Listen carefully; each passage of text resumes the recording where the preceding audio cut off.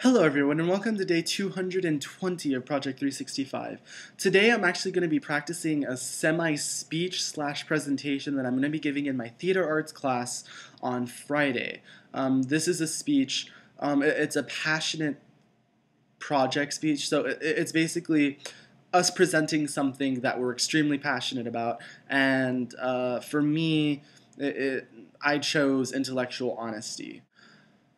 You know, when I first heard about the project, I automatically knew what I wanted to talk about. From the moment that I heard Sarah say what the project was, I knew that I wanted to debate or discuss religious debate. It's the one thing that I'm extremely passionate about.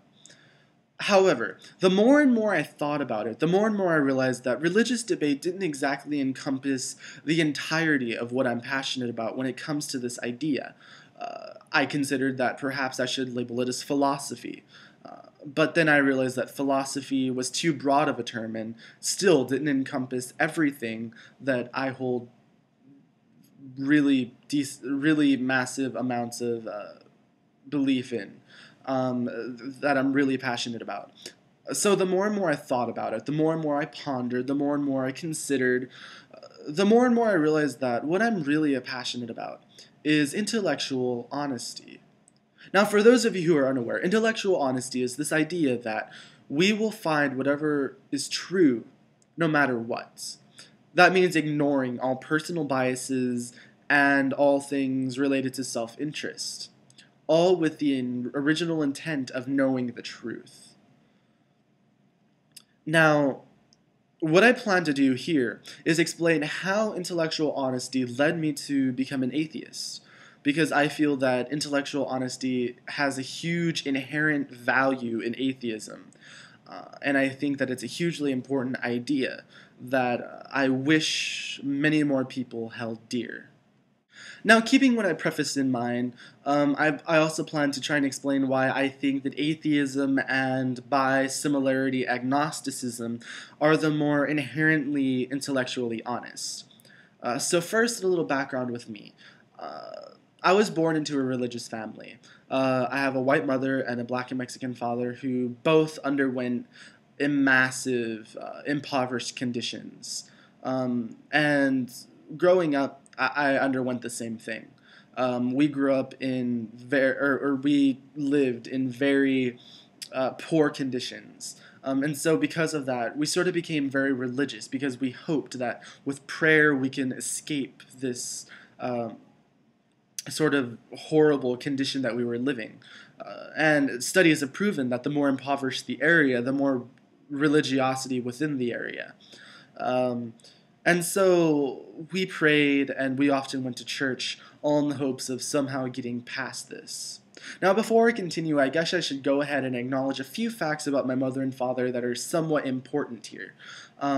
First of all is the fact that they both underwent impoverished conditions. My mother grew up in a small town of about 1,000, where the major industry was coal mining, and once the coal mine was shut down, it became increasingly difficult to actually take care of her and her family, considering the fact that her mother and father had 9 mouths to feed. My father, on the other hand, who was considerably older than my mom, grew up in World War II Watts. He was born 1939, and so his young childhood is filled with living in World War II conditioned Watts. At the age of 13, he actually quit going to school and started working in order to help take care of his 2 brothers and 4 sisters because of the fact that his mother really couldn't work and his father was never really around. Now, these aside, you sort of can understand why they had this sort of religious perspective and why they felt that religion could help ease their transition into maybe a more acceptable life. However, for me personally, my faith was shook on June 24th, 2002. This is the year that is the date that my mom died. And it shook my faith immensely. The biggest reason why was because I kept asking questions and I kept getting 2 stock answers. One was God works in mysterious ways, and 2 was the fact that it was her time. Now, as a 9-year-old who just lost their mom, these weren't the answers I was looking for. And at this point, I actually stopped praying. And the only times I did pray were out of a courtesy to my father. 1 year later, on my birthday, my father actually was put in jail um,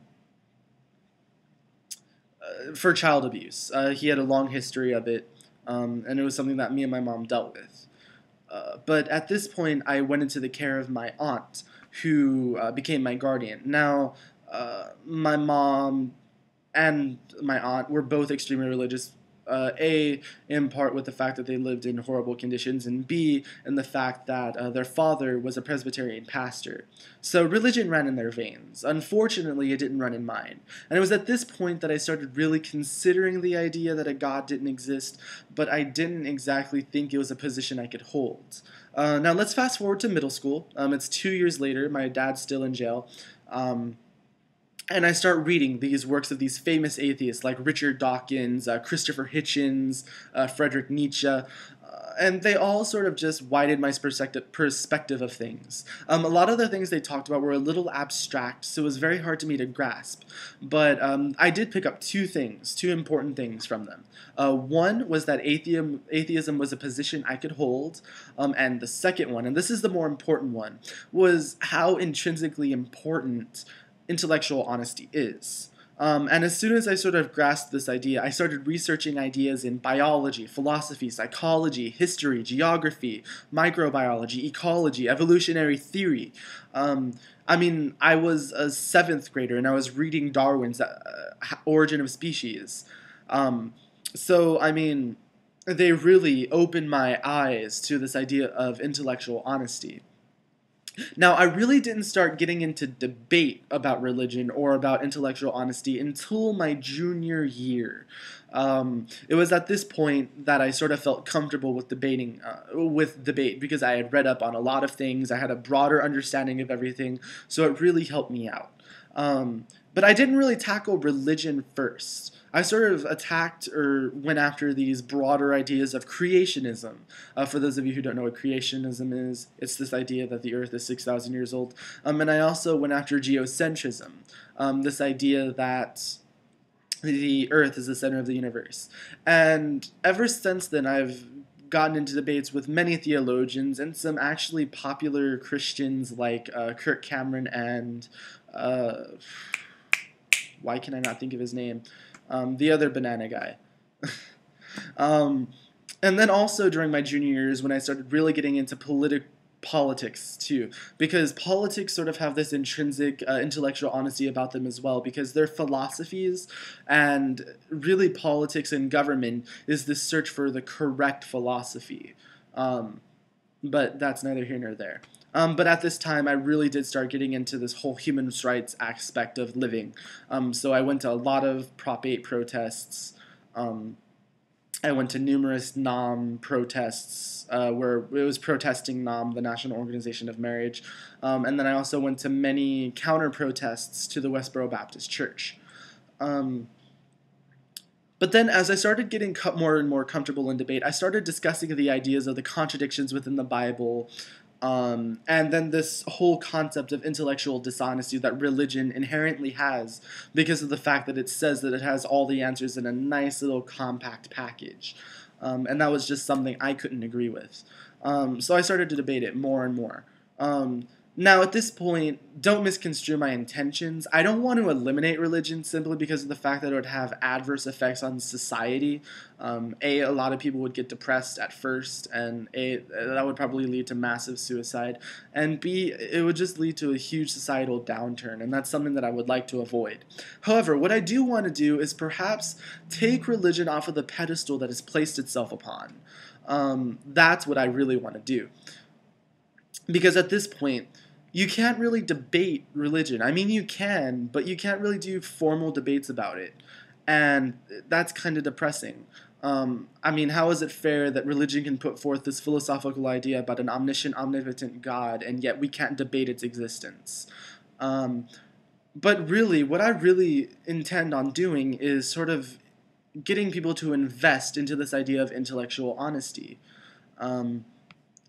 Now, I feel that when you can understand how all of the things in this world work, how the there's a cortex in the brain that compensates for the blind spot in the eye, or how photosynthesis works, or how cellular respiration works, or how all of these just amazing things in the world work, you sort of gain a new, amazed, awe-inspired position about everything.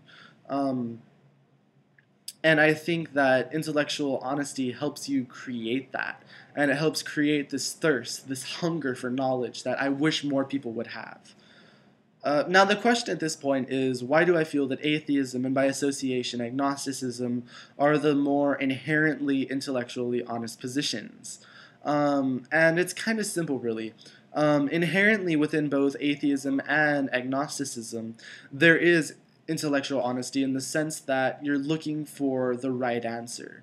You're looking for the right thing to believe in. And at that point, you've eliminated all the other options. Um, and so they, by virtue, promote trying to understand more about the universe around you. Now, if someone were able to provide me with concrete, empirical evidence of God's existence, I would gladly concede that I'm wrong and begin praying and begin believing in a God again. But until then, I have to simply hold to the conclusion with the evidence available that there simply is no God.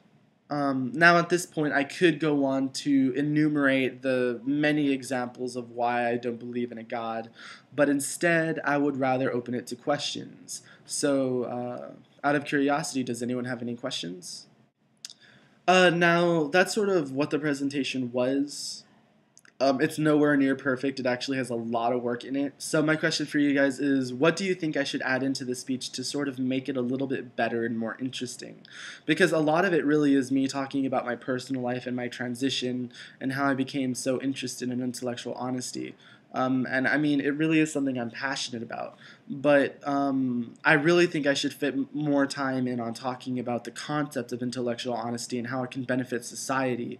But I'm not sure how to do that, and I'm not sure how to cut out some of my history in order to make more sense of it. I mean, the obvious first thing I would cut is the history of my parents and just sort of leave it to be that they were religious. But I think it has a little bit of a charm about it for me personally, but that's only because it's more of a reflective thing for me. So I guess for me it has more of a value than for a watcher.